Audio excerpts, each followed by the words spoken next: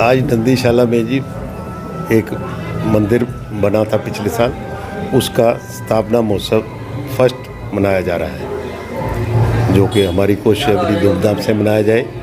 क्या क्या प्रोग्राम हो रहे हैं आज? तो मूर्तियों पे नए वस्त्र पहनाए गए हैं, अभिषेक कराया गया है, फिर महायज्ञ हुआ है।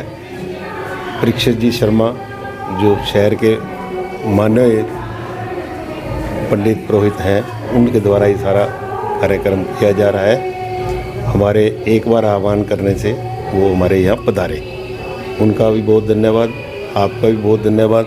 दूसरा, अभी सभी शहर के गणमान्य लोग आएंगे, सबके लिए लंगर प्रसाद बन रहा है, तो भगवान के भोग लग चुका है और अब सभी को प्रसाद शुरू कराएंगे। यही हमारी गौशाला का आज का डे था। क्या कहना चाहते हो, क्या संदेश आम जन को तो यही है कि जैसे हम लोग लगे हुए हैं गौ की सेवा में, गौ माता की सेवा में, सबको सहयोग करना चाहिए। सबके मन के अंदर ये भावना होनी चाहिए कि अपने गौ माता को पूज्य समझ के उनको पूजना है। अगर सभी बंधु ये सोचेंगे तो गौ माता कभी भूखी नहीं मरेगी, कभी सड़कों पे आवारा उनको विचरण नहीं करना पड़ेगा। तो ये सब हम तो ये संदेश दे सकते हैं, देते हैं, और खुद पे हमारा कोशिश अभी हमारे पे ये नंदियों के अलावा और पक्षियों का भी यहाँ पालन पोषण किया। पक्षियों के लिए हमने बड़ा बढ़िया पिंजरा एक बनाया है, जिसमें हमने खरगोश 100 के करीब हमारे पास खरगोश हैं, जो कि हम 10 ले आए थे, आज 100 खरगोश हो गए हैं। हमने रंगीन कबूतर रखे हुए हैं, जो कि 50 के उसमें आज के दिन हैं। चिड़ियाँ हैं रंगीन, वो बाहर से आई थी फॉरेन की, वो भी हैं। तोते भी हैं, तो वो भी हमने पक्षी विहार बनाया हुआ है। कीड़ियों के लिए भी हमने एक चबूतरा बहुत बढ़िया बनाया हुआ है, जो हमारे एक सहयोगी हैं, उन्होंने बनाया था। बाकी सब कुछ जो गौशाला में होना चाहिए वो सब हो रहा है। गोविंद जी कांडा की तरफ से ये भव्य गेट बनाया जा रहा है।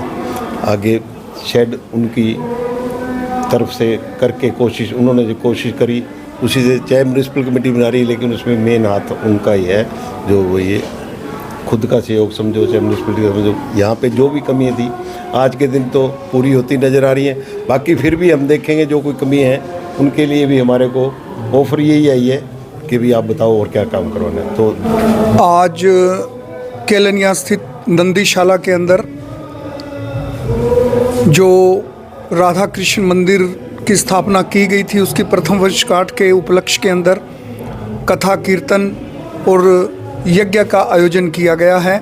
और एक भव्य कार्यक्रम को यहाँ पर एक आप आ जाओ, भव्य रूप दिया जा रहा है। सबसे बड़ी बात है कि यहाँ पर नंदीशाला के अंदर प्रमुख समाज सेवियों द्वारा आर्थिक सहयोग करने के कारण यह नंदीशाला कुछ ही दिनों के अंदर अपनी भव्यता की शिखर पर पहुँच चुकी है।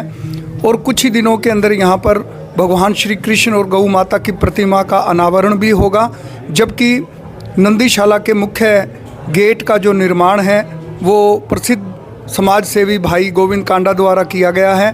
और उन्होंने नंदियों के लिए एक शेड का निर्माण भी करवाने की घोषणा की है, जो शीघ्र अतिशीघ्र पूरा होने जा जिस प्रकार से केलनिया के अंदर नंदीशाला ने भव्यता को आगे पहुंचाया है वो वास्तव में प्रशंसनीय और सराहनीय है।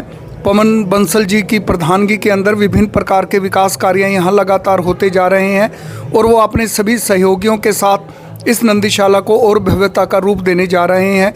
जिस प्रकार उन्होंने बताया कि विभिन्न प्रकार के पक्षियों को यहाँ पर पाला जा रहा है और उनकी सुरक्षा के और रक्षा के लिए यहाँ पर वेटरनिटी डॉक्टरों का भी प्रबंध किया गया है, जो समय समय पर अगर कोई नंदी बीमार हो जाता है तो उसकी देखभाल और उसका उपचार करने के लिए सदा आगे रहते हैं। और जितने भी यहाँ पर सेवक हैं वो अपने अपने काम धंधों से निवृत्त होकर यहाँ 2 से लेकर 4 घंटे तक लगातार सेवा में लगे रहते हैं। और उन्होंने प्रशासन को भी सहयोग दिया है कैटल फ्री सिरसा को करने में। यहाँ पर 700 जो नंदीशालाओं 700 नंदियों को यहाँ पर प्रशासन के सहयोग से रखा गया है और उनकी देखभाल के लिए व्यापक प्रबंध किए गए हैं। मैं सभी दानी सज्जनों से आग्रह करूँगा कि वो इस नंदीशाला को और आगे बढ़ाने के लिए अपना आर्थिक सहयोग दें। मैं आम जन से अपील करूंगा कि वे नंदियों के बारे में सूचना दें ताकि किसी भी नंदी के कारण किसी की जान ना जाए।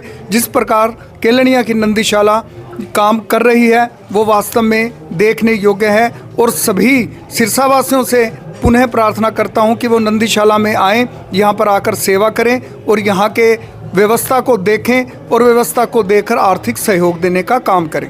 धन्यवाद।